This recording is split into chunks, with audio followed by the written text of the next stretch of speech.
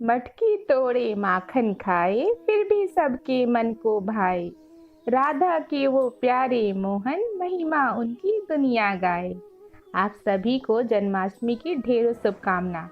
भाद्रपद महीने के कृष्ण पक्ष की अष्टमी तिथि को जन्माष्टमी यानी कि भगवान श्री कृष्ण के जन्म की खुशियां मनाई जाती हैं।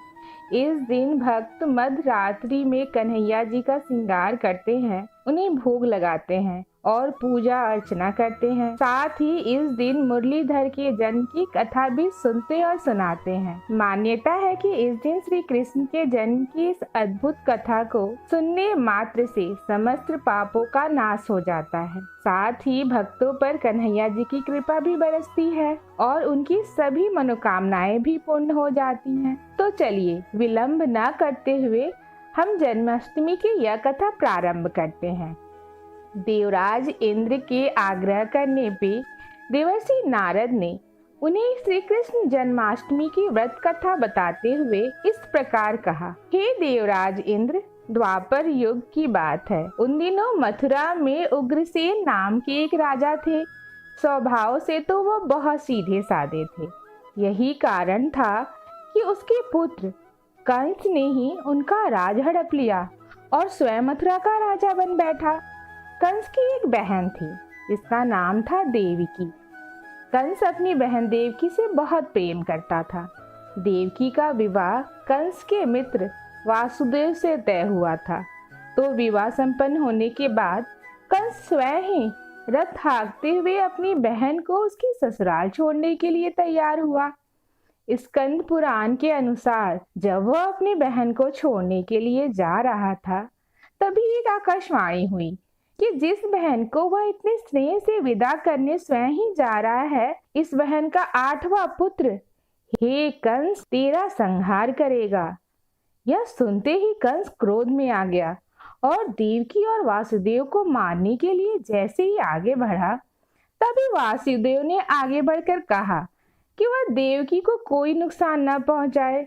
वह स्वयं ही देवकी का 8वां पुत्र कंस को सौंप देगा। इसके बाद कंस ने वासुदेव और देवकी को मारने की बजाय कारागार में डाल दिया। कारागार में जाने के पश्चात देवकी ने कुछ समय के बाद एक एक करके 7 संतानों को जन्म दिया। कंस ने सभी को एक एक करके जमीन पर पटक कर मार डाला। इसके बाद जैसे ही देवकी फिर से गर्भवती हुई, तभी कंस ने कारागार का पहरा और भी कड़ा कर दिया। अब तो कंस को इतना भय लगने लगा था कि उसने कारागार के भीतरी दरवाजे में बड़े से बड़े मजबूत ताले लगवाए। दरवाजे के बाहर दैत्यों और राक्षसों की पहरेदारी के लिए नियुक्त कर दिया।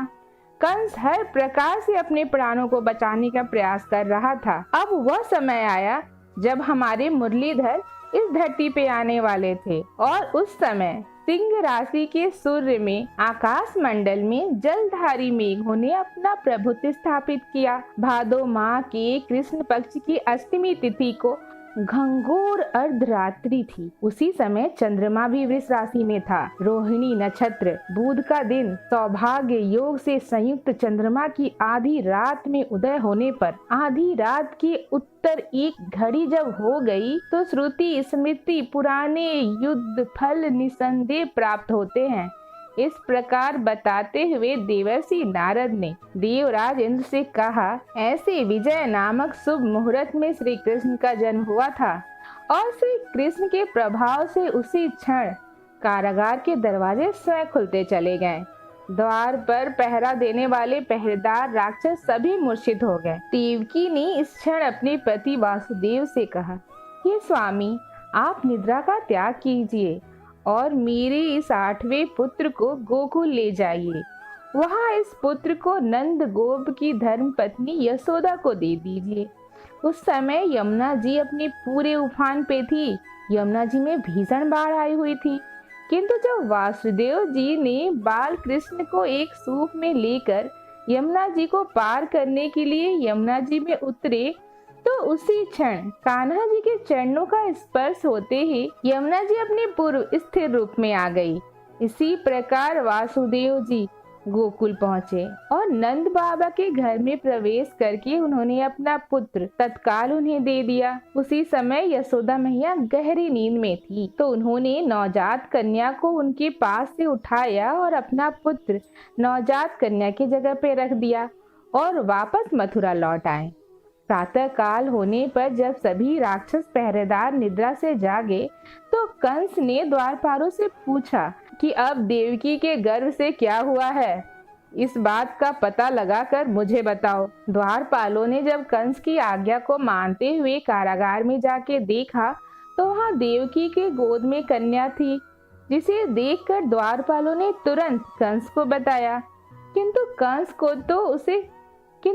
को तो उस कन्या से भी भय होने लगा था, इसलिए वह स्वयं कारागार में गया और उसने देवकी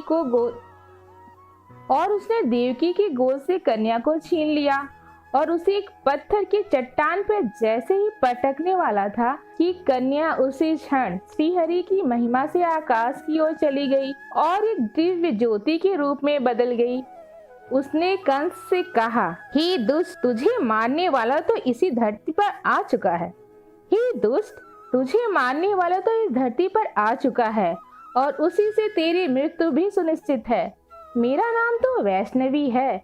मैं संसार की कर्ता भगवान विष्णु की माया से उत्पन्न हुई हूँ। ऐसा कहकर वह अंतर्ध्यान हो गई, जिनका आसन उत्तराखंड की श्रीनगर गढ़वाल में और वहाँ वैष्णवी माता आज भी कंस मर्दिनी माता के नाम से पूजी जाती हैं। उस आकाशवाणी को सुनकर कंस क्रोधित हो उठा। उसने नंद बाबा के घर में पूतना राक्षसी को कृष्ण का वध करने के लिए भेजा, किंतु जब पूतना राक्षसनी श्री कृष्ण को स्तनपान कराने लगी तो श्री कृष्ण ने उनके स्तन से उनके प्राणों को ही खींच लिया और वह राक्षसनी कृष्ण कृष्ण कहते हुए मृत्यु को प्राप्त हो गई। जब कंस को पूतना की मृत्यु का समाचार मिला तो उसने कृष्ण का वध करने के लिए बारी बारी से केसी नामक दैत्य को अश्व के रूप में, उसके बाद अरिस्ता नामक दैत्य को बैल के रूप में भेजा, किंतु यह दोनों भी श्री कृष्ण के हाथों मृत्यु को प्राप्त हुए। इसके बाद कंस ने कालिख्या के नामक दैत्य को कौवे के रूप में भेजा, किंतु वह भी श्री कृष्ण के हाथों मारा गया। अपने बलवान राक्षसों की मृत्यु की आघात से कंस अत्यधिक भयभीत हो गया। उसने द्वारपालों को आज्ञा दी कि नंद बाबा को तत्काल मेरे सामने उपस्थित किया जाए। द्वारपाल नंद बाबा को लेकर जब उपस्थित हुए तो कंस ने नंद बाबा से कहा कि अगर तुम्हें अपने प्राणों को बचाना है तो पारिजात का पुष्प लेकर आओ, अगर तुम नहीं ला पाए तो तुम्हारा वध निश्चित है। कंस की बातों को सुनकर नंद जी ने कहा, ऐसा ही होगा, और घर की ओर चले आए। घर आकर उन्होंने सारा वृतांत अपनी पत्नी यशोदा जी को सुनाया, जिसे श्री कृष्ण भी सुन रहे थे। अब क्या हुआ कि एक दिन श्री कृष्ण अपने मित्रों के साथ यमुना नदी के किनारे गेंद खेल रहे थे और अचानक स्वयं ही गेंद को यमुना नदी में फेंक दिया। यमुना में गेंद फेंकने का मुख्य उद्देश्य यही था कि वे किसी भी प्रकार पारिजात पुष्प को तोड़ कर ले आएं। इसलिए वे कदम के वृक्ष पर चढ़कर यमुना में कूद पड़े। कान्हा जी के यमुना में कूदने का समाचार श्रीधर नामक गोपाल ने जाकर भागते भागते यशोदा मैया को सुनाया, जिसे सुनकर यशोदा मैया नंगे पांव ही दौड़ते दौड़ते चली आईं और यमुना नदी के किनारे आ पहुंची और यमुना जी से प्रार्थना करते हुए कहा, हे मैया, अगर मैं अपने बालक को देखूंगी तो भाद्रपद माह के रोहिणी युक्त अष्टमी का व्रत अवश्य करूंगी, क्योंकि दया, दान, सज्जन प्राणी, ब्राह्मण कुल में जन्म, रोहिणी युक्त अष्टमी, गंगा जल, एकादशी, गया श्राद्ध और रोहिणी व्रत, ये सभी अत्यंत दुर्लभ व्रत हैं। हजारों अश्वमेव यज्ञ, सहस्त्र राजस्व यज्ञ, दान, तीर्थ और व्रत करने से भी जो फल प्राप्त होता है वह सभी कृष्ण अष्टमी में व्रत करने से प्राप्त हो जाता है। यहाँ तक का वृतांत जानने के बाद देवराज इंद्र ने देवर्षि नारद से कहा, हे मुनियों के श्रेष्ठ देवर्षि नारद, यमुना नदी में कूदने के बाद उस बाल रूपी कृष्ण ने पाताल में जाकर फिर क्या किया, ये संपूर्ण वृत्तांत भी बताइए। तो नारद जी ने कहा, नारायण नारायण। पाताल में उस बालक से नागराज की पत्नी ने कहा कि तुम यहाँ क्या कर रहे हो, कहाँ से आए हो और यहाँ आने का क्या प्रयोजन है। अगर तुम्हें कुछ चाहिए तो यह कंगन, मुकुट, मणियों का हार लेकर अपने घर वापस चले जाओ, क्योंकि इस समय मेरे स्वामी शयन कर रहे हैं। अगर वह उठ गए तो फिर तुम्हें डस लेंगे। नाग पत्नी की बातें सुनकर श्री कृष्ण कहने लगे, हे कांते, मैं किस प्रयोजन से यहाँ आया हूँ यह वृतांत भी मैं तुम्हें सुनाता हूँ। समझ लो, मैं कालिया नाग के मस्तक को कंस के साथ द्विध में हार चुका हूँ और वही लेने मैं यहाँ आया हूँ। बालक कृष्ण की बात सुनकर नाग पत्नी अत्यंत क्रोधित हो उठी और अपने सोए हुए पति को उठाते हुए कहने लगी, हे स्वामी, आपके घर एक शत्रु आया है, इसलिए अब आप इसका हनन कीजिए। अपनी स्वामिनी की बात सुनकर कालिया नाग अपनी निद्रा को त्याग कर जाग पड़े और बाल कृष्ण से युद्ध करने लगे। कुछ देर तक युद्ध करने के बाद श्री कृष्ण ने कालिया नाग इस युद्ध में पराजित कर दिया। कालिया नाग ने भी भली भांति जान लिया था कि मैं जिससे युद्ध कर रहा हूँ वो तो साक्षात भगवान श्री हरि के अवतार हैं, श्री कृष्ण हैं। इसलिए उन्होंने श्री कृष्ण के चरणों में साष्टांग प्रणाम किया और परिजात से उत्पन्न बहुत से पुष्पों को मुकुट में रखकर श्री कृष्ण को भेंट दे दिए। जब श्री कृष्ण चलने को तैयार हुए तो कालिया नाग की पत्नी कहने लगी, स्वामी, मैं कृष्ण को नहीं जान पाई। हे जगन्नाथ, मंत्र रहित, क्रिया रहित, भक्ति भाव रहित मेरी रक्षा कीजिए। हे प्रभु, मेरे स्वामी, मुझे वापस कर दीजिए। तब श्री कृष्ण कहने लगे, हे स्वर्पणी, दैत्यों में जो सबसे बलवान है उस कंस के सामने मैं तेरे पति को ले जाकर छोड़ दूंगा, नहीं तो तुम अपने घर को चली जाओ। अब श्री कृष्ण कालिया नाग के फन पर नृत्य करते हुए यमुना जी के ऊपर आ गए। फिर कालिया की फुफकार से तीनों लोक कंपायमान हो उठा। अब श्री कृष्ण मथुरा नगरी को चल दिए। वहां कमल पुष्पों को देखकर यमुना जी के मध्य जलाशय में वह कालिया सर भी चल दिया। इधर कंस भी हैरान हो गया और श्री कृष्ण प्रसन्न होकर गोकुल वापस लौट गए। उनकी गोकुल वापस लौट आने पर उनकी मैया यशोदा ने तरह तरह के उत्सव मनाए। अब देवराज इंद्र ने देवर्षि नारद से फिर पूछा, हे महामुनि, संसार के प्राणी बालक श्री कृष्ण के आने पर अत्यंत आनंदित हुए। अब मुझे ये बताएं कि श्री कृष्ण ने क्या क्या चरित्र किया, क्या क्या लीलाएं दिखाई, वह सभी आप मुझे बताने की कृपा कीजिए। तब देवर्षि नारद ने देवराज से कहा, हे देवराज, मन को हरने वाला मथुरा नगर यमुना नदी के दक्षिण भाग में स्थित है। वहाँ कंस का महाबलशाली भाई चाणूर रहता था। उस चाणूर से श्री कृष्ण के मल्ल युद्ध की घोषणा की गई। हे इंद्र, श्री कृष्ण और चाणूर का मल्ल युद्ध अत्यंत आश्चर्यजनक था। चाणूर की अपेक्षा श्री कृष्ण बाल रूप में थे। ढोल, मंजारों और मृदंग के शब्दों के साथ कंस और केसी इस युद्ध को मथुरा की जनसभा के बीच देख रहे थे। श्री कृष्ण ने अपने पैरों को चाणूर के गले में फंसाकर उसका भी वध कर दिया। चाणूर के मृत्यु के बाद उनका मल्ल युद्ध केसी के साथ हुआ। अंत में केसी भी इस युद्ध में कृष्ण द्वारा मारे गए। केसी की मृत्यु के बाद मल्ल युद्ध देख रहे सभी प्राणी श्री कृष्ण की जय जयकार करने लगे।